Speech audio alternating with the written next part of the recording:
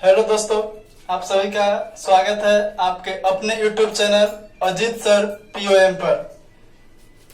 पिछले क्लास में हम लोग 12th क्लास का लेसन 6 का एक जेनेटिक्स का चैप्टर देख रहे थे। चैप्टर नंबर 6 वंशागति का आणविक आधार, मॉलिक्यूलर बेसिस ऑफ इनहेरिटेंस।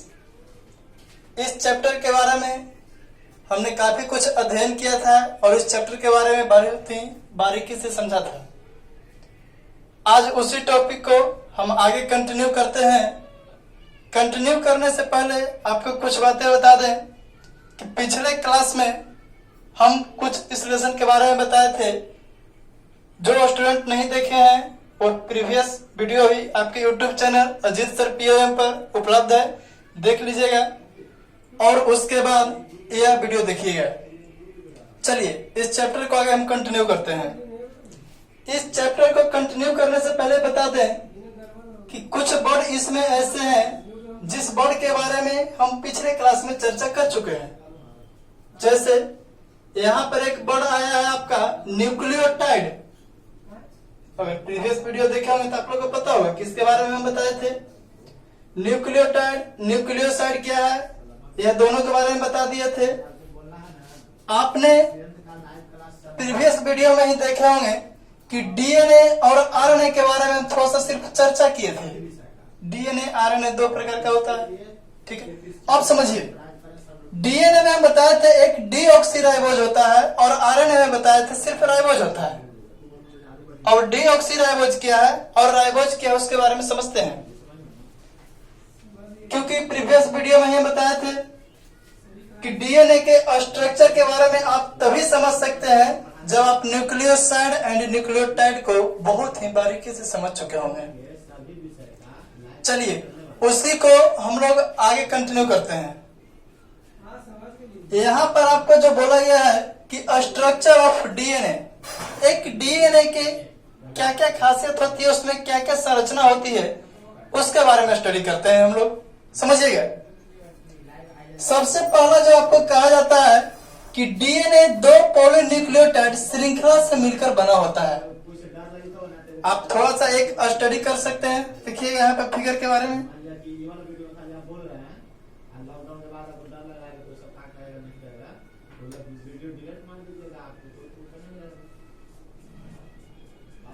यह आपको एक डीएनए का नॉर्मल फिगर ही बनाया है, समझिएगा। इसके बाद इसको पूरा ओपिनियन 3D फिगर बना करके इसको समझाने का कोशिश करेंगे आप लोग का। अभी सिर्फ समझिएगा, यह जो डीएनए का आप फिगर देख रहे हैं यह किस किस चीज से मिलकर बना होता है इसके बारे में हम लोग देख रहे हैं, डीएनए की एक संरचना के बारे में। तो सबसे फर्स्ट पॉइंट इस संरचना के बारे में कहा जाता है कि यह दो पॉलीन्यूक्लियोटाइड श्रृंखला से मिलकर बना होता है। पॉलीन्यूक्लियोटाइड कहने का मतलब समझिएगा, न्यूक्लियोटाइड की चर्चा हम पिछले क्लास में कर चुके थे। न्यूक्लियोटाइड का निर्माण कैसे होता है कुछ याद होगा तो समझिएगा। न्यूक्लियोटाइड 3 चीजों से मिलकर बना है। आपका जो सबसे फर्स्ट हो जाएगा वो है आपका पेंटोज शुगर। सेकंड जो आपका है यह है आपका फॉस्फेट ग्रुप और थर्ड में आप लोग का हो जाएगा नाइट्रोजनी क्षार। यह तीनों को जब हम आपस में जोड़ते थे तब जाके जो हमको प्राप्त होता था उसी को हम लोग बोलते थे न्यूक्लियोटाइड। इसमें आप लोग देखे होंगे न्यूक्लियोटाइड के निर्माण में आप लोग को पेंटोज शुगर में ही फॉस्फेट ग्रुप और नाइट्रोजनी क्षार को जोड़ना पड़ता था, उसी को समझिएगा। तो यहाँ पर पॉली मतलब हो गया बहुत, पॉली मतलब एक नहीं बल्कि बहुत। न्यूक्लियोटाइड मतलब आप समझ रहे हैं, मतलब बहुत सारे न्यूक्लियोटाइड की जो श्रृंखला होती है, एक चेन होती है, उसी को हम लोग क्या कहते हैं, डीएनए। उसी को क्या बोलते हैं, डीएनए। जैसे समझिएगा, यहाँ पर आप डीएनए का 2 धागा देख रहे हैं, एक को कलरफुल कर दे रहे हैं, समझिएगा आसान होगा। यहाँ पर डीएनए का 2 धागा हो गया, अर्थात डीएनए 2 धागे होता है। अगर यह 3 डैश से चलेगा तो कहां पर 5 डैश पे समाप्त होगा, और अगर यह 5 डैश चलेगा तो यह 3 डैश पे समाप्त होगा। समझिएगा, यह जो डीएनए का धागा है यह बना हुआ है दो चीजों से मिलकर, समझिएगा। सबसे पहले यह होगा आपका फॉस्फेट, समझ में आ रहा होगा। अब देखिए यह जो डीएनए का आपका जो धागा हो गया, इसके बनने में कौन कौन सी चीज इसको सहायता प्रदान करता है उसको हम लोग समझेंगे, ठीक है। यहाँ पर सबसे पहले आप देख रहे होंगे एक जो आ गया वो आपका फॉस्फेट ग्रुप हो गया, ठीक है। फॉस्फेट ग्रुप हो गया, वहां पर जुड़ गया। उसी तरह से यह दोनों मिलकर के पूरे धागा का निर्माण करता है। आगे और आपको चर्चा करेंगे पूरे धागा का निर्माण में कितने चीज जुड़ते हैं, ठीक है। अब समझिएगा, यहाँ पर सिर्फ समझ रहे थे न्यूक्लियोटाइड, तो यह हो जाएगा पेंटोज शुगर, फॉस्फेट ग्रुप और नाइट्रोजन क्षार। यह तीनों के मिलने से किसका निर्माण होगा? न्यूक्लियोटाइड का। अब यहाँ पर बारी बारी से हम लोग देखते हैं कि इसके अंदर आखिर होता है क्या, ठीक है, समझिएगा। यहाँ पर सर्वप्रथम अगर हम चर्चा करें तो पेंटोज शुगर की चर्चा करते हैं। ध्यान से देखिएगा बोर्ड पे। पेंटोज शुगर जो हो जाएगा वो आपका दो तरह का होगा। एक जो हो जाएगा वो आपका हो जाएगा डीऑक्सीराइबोज शुगर, और एक हो जाएगा आप लोग का राइबोज शुगर सिर्फ। यहाँ पर एक ऑब्जेक्टिव क्वेश्चन बहुत ही अच्छा आता है, समझिएगा, याद रखिएगा हमेशा। पेंटोज शुगर कितने प्रकार का हो गया? दो प्रकार का, एक डीऑक्सीराइबोज शुगर और एक हो जाएगा आपको राइबोज शुगर। अब समझिए, डीऑक्सीराइबोज शुगर कहने का मतलब यह डीएनए में पाया जाता है। राइबोज शुगर कहने का मतलब यह आरएनए में पाया जाता है। हमेशा याद रखिएगा, ऑब्जेक्टिव क्वेश्चन बनाने में आपको सहायता होगा। डीऑक्सीराइबोज शुगर किसमें पाया जाएगा? डीएनए में पाया जाएगा। राइबोज शुगर किसमें पाया जाएगा? आरएनए में पाया जाएगा। चलिए, अब यह दोनों का जो केमिकल फॉर्म होता है उस स्ट्रक्चर के बारे में हम लोग समझते हैं कि आखिर यह दोनों का स्ट्रक्चर में क्या डिफरेंट है, क्या अंतर है, समझिए। पेंटोज शुगर दो टाइप का, डीऑक्सीराइबोज शुगर, राइबोज शुगर। अब इसका स्ट्रक्चर को बारी बारी से हम लोग देखते हैं, देखिएगा। डीऑक्सीराइबोज शुगर और राइबोज शुगर में अंतर क्या है? तो अंतर पहले समझिएगा।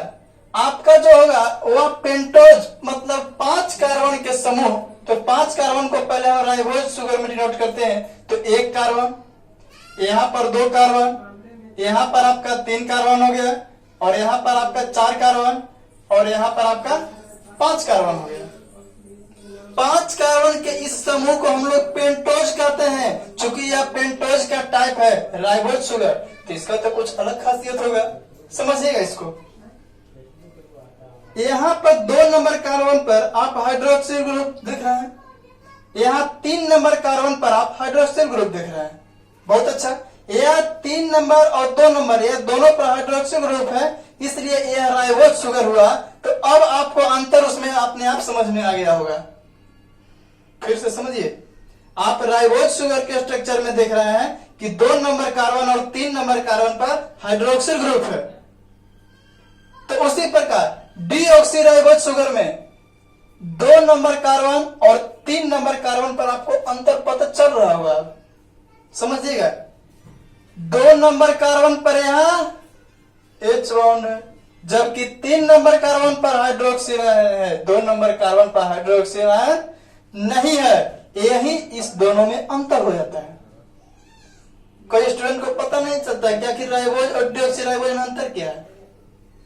बहुत इजी है, आप स्ट्रक्चर सही समझ सकते हैं। इसके 2 नंबर कार्बन पर हाइड्रोक्सिल ग्रुप है और इसके 2 नंबर कार्बन पर हाइड्रोक्सिल ग्रुप एब्सेंट है। तो अगर ऑब्जेक्टिव क्वेश्चन आपसे पूछा जाए कि डीऑक्सीराइबोज में 2 नंबर कार्बन पर निम्नलिखित में प्रेजेंट होता है, हाइड्रोजन दे देगा, हाइड्रोक्सिल आयन दे देगा, कार्बन दे देगा, डी में इनमें से कोई नहीं दे देगा। सोच के बताइए क्या होगा। चलिए, बिल्कुल यहाँ पर आपका हाइड्रोजन क्या होगा? प्रेजेंट होगा डीऑक्सीराइबोज में। यह दोनों का आप सिर्फ और सिर्फ स्ट्रक्चर ध्यान से देखिए, ऑब्जेक्टिव क्वेश्चन से मतलब नहीं रखिए। सिर्फ और सिर्फ स्ट्रक्चर आपको याद रहेगा, ऑब्जेक्टिव क्वेश्चन का आंसर अपने आप आपको दिखेगा। सबसे फर्स्ट इसमें ऑब्जेक्टिव के रूप में हम लोग क्या देखें? पेंटोज शुगर दो टाइप का, डीऑक्सीराइबोज राइबोज। डीऑक्सीराइबोज हमेशा किस में पाया जाएगा? डीएनए में पाया जाएगा, जबकि राइबोज शुगर हमेशा आरएनए में पाया जाएगा। यह जो हम लोग पार्ट देखें, यह पेंटोज शुगर क्लियर हुआ हम लोग का। आगे समझिएगा, एक होता है फॉस्फेट ग्रुप। फॉस्फेट ग्रुप की भी चर्चा करेंगे हम आगे, ठीक है। अब फॉस्फेट ग्रुप का स्ट्रक्चर कल ही बताए थे, PO4। यह हमेशा कितने नंबर कार्बन पर पेंटोज शुगर में जुड़ता था? याद है, यह हमेशा आपका 5 नंबर कार्बन पर जुड़ता था, तब जाकर न्यूक्लियोटाइड का निर्माण होता था हम लोग का। कुछ याद होगा? आगे इसमें समझिएगा, न्यूक्लियोटाइड में ही एक और प्रीवियस वीडियो में हम लोग देखे थे, नाइट्रोजनी क्षार। यह हमेशा 1 नंबर कार्बन पर जुड़ता था। याद है कुछ? यह हमेशा कितने नंबर कार्बन पर जुड़ता था? 1 नंबर कार्बन पर। नाइट्रोजन क्षार हमेशा कब जुड़ता था? 1 नंबर कार्बन पर। अब समझिए, यह नाइट्रोजनी क्षार जो है, यह आपका 2 टाइप का हो जाता है। नाइट्रोजनी क्षार कितना टाइप का हो जाएगा? 2 टाइप का। अब समझिए, सबसे फर्स्ट जो आपका हो जाएगा, यह कहलाएगा प्यूरिन, और जो सेकंड होगा ये कहलाएगा पायरिमिडीन। यह पूरे स्ट्रक्चर को ध्यान से देखिए, याद रखिए, तभी आप पूरे डीएनए के स्ट्रक्चर को समझ पाइएगा। नाइट्रोजनी क्षार कितने टाइप्स का हो जाएगा? 2 टाइप्स का। एक आपका प्यूरिन कहला जाएगा और एक आपका पायरिमिडीन कहला जाएगा। नाइट्रोजनी क्षार, प्यूरिन, पायरिमिडीन। अब इसका भी पार्ट होता है। आप सोच रहे होंगे इतना ही से खत्म हो गया? नहीं, ये दोनों का भी पार्ट है, वो दोनों के पार्ट के बारे में चर्चा करते हैं। आप यहाँ पर नाइट्रोजनी क्षार का 2 पार्ट देख लिए, एक प्यूरिन देख लिए, एक पायरिमिडीन। अब समझिए, प्यूरिन भी होता है कितने टाइप्स का? 2 टाइप्स का। प्यूरिन कितने टाइप्स का होगा? 2 टाइप्स का। एक आपका कहला जाएगा एडेनिन और एक कहला जाएगा आपका गुआनिन। ध्यान से सुनिएगा, याद हो जाएगा अपने आप। प्यूरिन कितने टाइप्स का? 2 टाइप्स का। एक आपका एडेनिन और एक कहलाएगा आपका गुआनिन। एडेनिन को हम लोग ए से डिनोट करेंगे, गुआनिन को जी से डिनोट करेंगे, हमेशा याद रखिएगा। उसी प्रकार आगे हम चर्चा करें तो पायरिमिडीन है। पायरिमिडीन आपका 3 टाइप्स का हो जाएगा। पायरिमिडीन कितना टाइप्स का हो जाएगा? 3 टाइप्स का हो जाएगा। सबसे फर्स्ट जो आपका टाइप्स होगा वो होगा आपका साइटोसिन, जिसको डिनोट करेंगे सी से। सेकेंड हो जाएगा आपका थायमीन, जिसको डिनोट करते हैं टी से। और उसी तरह आपका थर्ड हो जाएगा यूरेसिल, जिसको डिनोट करते हैं यू से। समझ में आ गया? सबसे फर्स्ट जो पायरिमिडीन का टाइप्स हो जाएगा वो साइटोसिन है, सेकेंड में थायमीन है, थर्ड में यूरेसिल है। अब समझिएगा, यहां पर हम डीएनए के स्ट्रक्चर में बता रहे थे कि यह जो डीएनए का धागा है, यह 2 चीज से मिलकर बना होता है। देखिए अभी लिखा हुआ है पी और एस, ठीक है। अब समझिएगा, यह जो आपका पी और एस है, कहने का मतलब फॉस्फेट और सल्फेट समूह से मिलकर बना होता है। यही लगातार आपको इस धागा पर मिलेगा, पूरे धागा पर मिलेगा आपको। अब समझिए, यह जो न्यूक्लियोटाइड है, यह एक न्यूक्लियोटाइड तो है नहीं, यह कितने न्यूक्लियोटाइड है? तब आप यहाँ पर देखे होंगे पॉली मतलब बहुत सारा। पॉली मतलब बहुत सारा न्यूक्लियोटाइड का यह समूह है। और न्यूक्लियोटाइड में भी हम लोग देखें कि न्यूक्लियोटाइड में भी कितना तरह के न्यूक्लियोटाइड है, तो 3 गो स्ट्रक्चर उसमें देखें, एक पेंटोज शुगर, एक फॉस्फेट ग्रुप, एक नाइट्रोजनी क्षार। बहुत ही बारीकी से समझिएगा। अगर थोड़ा सा भी ध्यान इधर उधर हुआ, आप भूल सकते हैं कौन किस में है। आप पूरे टाइप्स को आसानी से समझे। पहले यहाँ पर नाइट्रोजनी क्षार में थोड़ा सा है मेरा, देखिएगा। नाइट्रोजनी क्षार 2 टाइप का है, एक प्यूरिन, एक पायरिमिडीन। प्यूरिन आप देख पा रहे होंगे 2 टाइप्स का, एक एडेनिन जिसको सूचित करते हैं ए से, एक गुआनिन जिसको डिनोट करते हैं जी से। उसी प्रकार पायरिमिडीन है, यह हो जाएगा आपका 3 तरह के, एक साइटोसिन हो जाएगा, एक थायमीन हो जाएगा, एक यूरेसिल हो जाएगा। आप लोग जैसे क्लास में स्टडी करते थे उसी टाइप्स का स्टडी आपको यूट्यूब पर भी कराया जा रहा है। अगर आप चाहें तो यह चाहे सारे चीज को लिख भी सकते हैं। अगर ज्यादा आप स्मार्ट वर्क करना चाहते हैं, बायोलॉजी के तो स्मार्ट वर्क करेंगे, हार्ड वर्क के चक्कर में रहना नहीं है। ज्यादा स्मार्ट वर्क करना है तो आप आस्ते से 3 उंगली से नीचे कर दीजिए और स्क्रीनशॉट हो गया।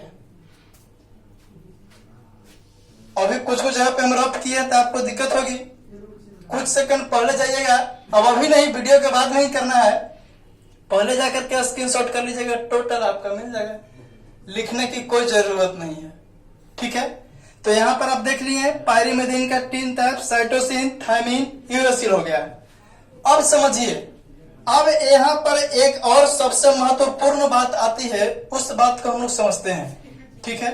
सबसे महत्वपूर्ण बात कि इस चैप्टर में हम 2 ही की चर्चा कर रहे हैं बार बार, एक डीएनए की चर्चा कर रहे हैं और एक आरएनए की चर्चा कर रहे हैं।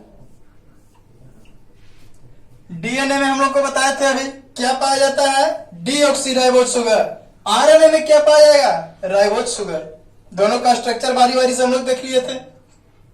अब समझिएगा, यहां पर न्यूक्लियोटाइड जो होता है वह मुख्यतः हम लोग पढ़ लिए 5 टाइप्स का। न्यूक्लियोटाइड कितने टाइप्स का पढ़ चुके हैं, 5 टाइप्स का। समझिएगा, सबसे फर्स्ट जो आपका हो जाएगा वो एडेनिन, सेकेंड ग्वानिन, और यहां पर देखिए 3 हो गया, इसमें हो जाएगा आपका साइटोसिन, थायमिन और यूरेसिल। टोटल कितना टाइप्स का हो गया आपका, 5 प्रकार का हो गया, ठीक है। अब देखिए, यह जो न्यूक्लियोटाइड है, यह जो नाइट्रोजनी क्षार का जो पार्ट है, यह डीएनए और आरएनए में पाया जाता है, बशर्ते यह दोनों में संख्या इसकी 4 ही होती है। समझ में कुछ आया? यहाँ पर 5 प्रकार के नाइट्रोजनी क्षार हम लोग पढ़े, adenine, guanine, cytosine, thymine, uracil. Total कितना टाइप्स का पढ़े, 5 टाइप्स का। अब समझिए, लेकिन डीएनए में होता है कितने टाइप्स का, 4 टाइप्स का ही होता है। कौन नहीं होता है भाई, अभी चर्चा करेंगे। आरएनए में भी होता है या 4 टाइप्स का है, कौन नहीं होता है, अभी तुरंत चर्चा करेंगे। इसमें बारी बारी से आपको पूछा जाता है ऑब्जेक्टिव क्वेश्चन के ही रूप में। डीएनए में तो यह सबको पता है कि 4 ही होगा क्षार, लेकिन जो एब्सेंट रहता है वो क्या कहलाता है, ठीक है। आरएनए में कौन एब्सेंट रहता है, क्या कहलाता है, इसके बारे में चर्चा करते हैं।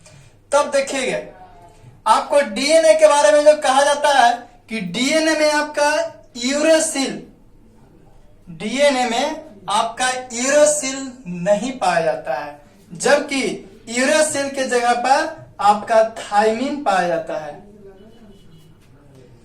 यूरेसिल डीएनए में नहीं पाया जाता है, एकदम रट जाइए, डीएनए में यूरेसिल नहीं पाया जाता है। कौन पाया जाता है, थायमिन पाया जाता है। तब आप सोच सकते हैं कि एडेनिन पाया जाएगा, पाया जाएगा, ग्वानिन पाया जाएगा, बिल्कुल पाया जाएगा, साइटोसिन पाया जाएगा, बिल्कुल पाया जाएगा, थायमिन पाया जाएगा, बिल्कुल पाया जाएगा, यूरेसिल पाया जाएगा, नहीं पाया जाएगा।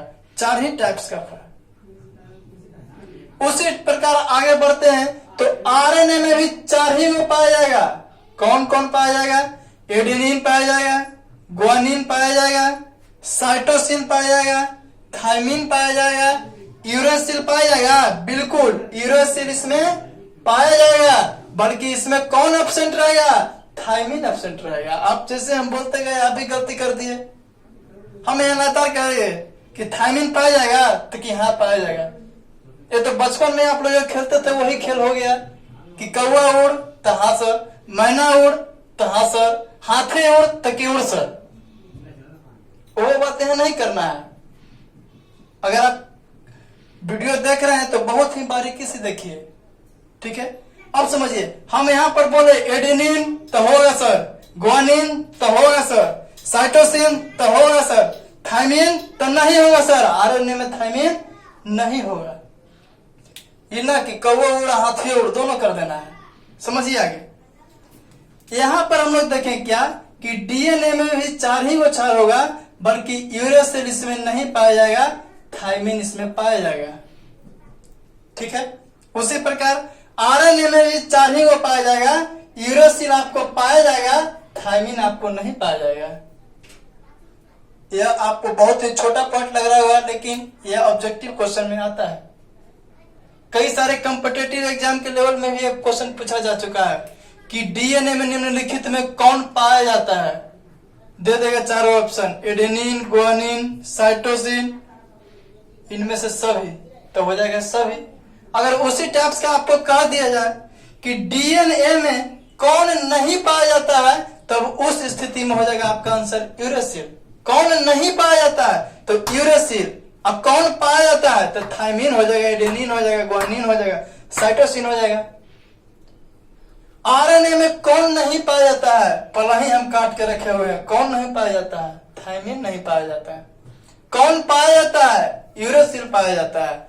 तो यह पूरे स्ट्रक्चर को आप समझ पाए। डीएनए में भी 4 ही 4 पाया जाता है, आरएनए में भी 4।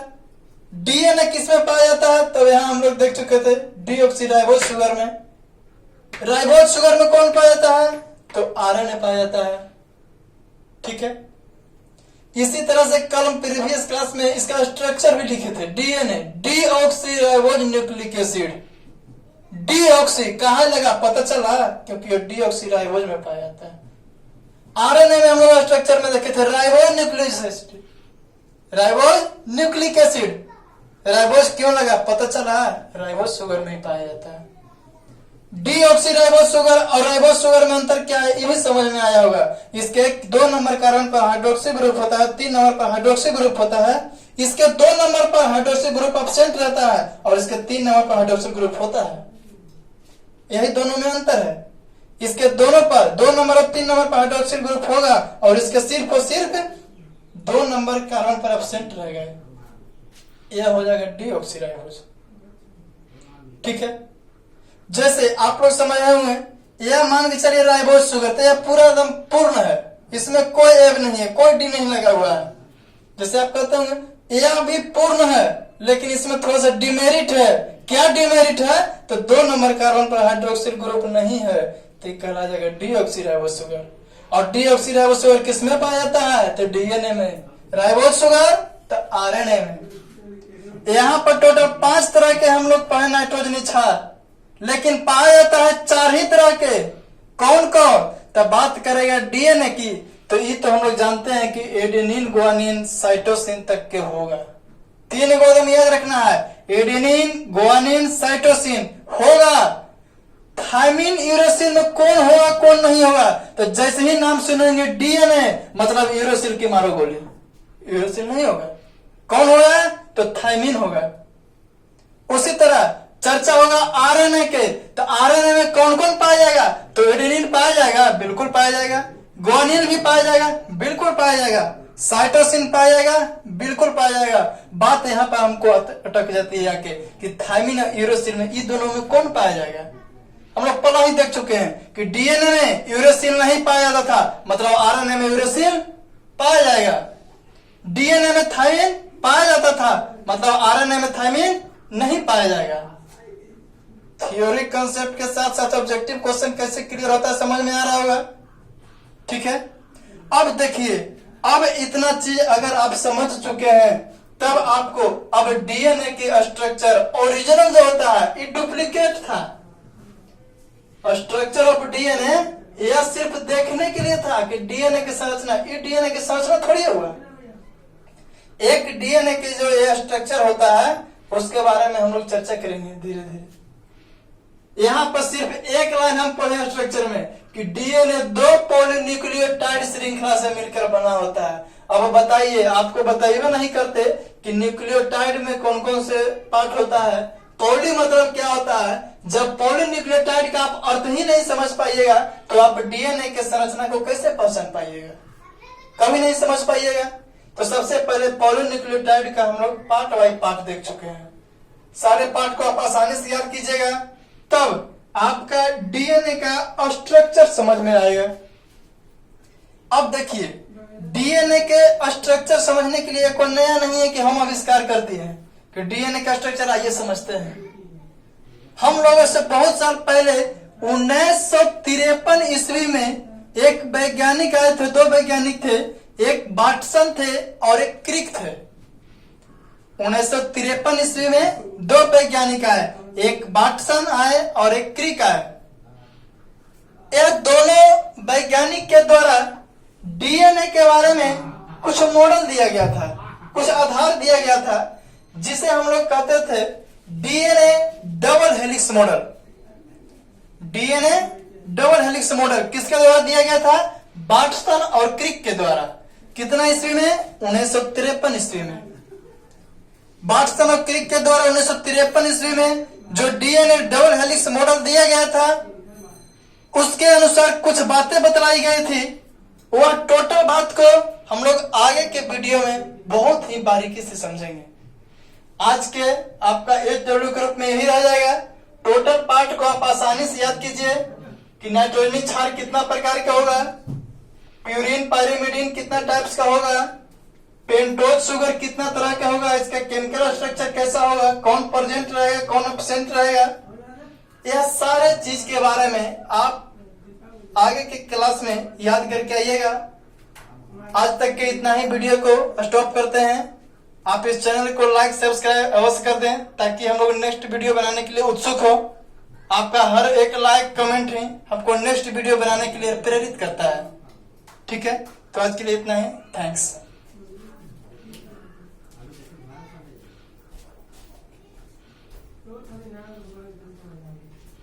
बहुत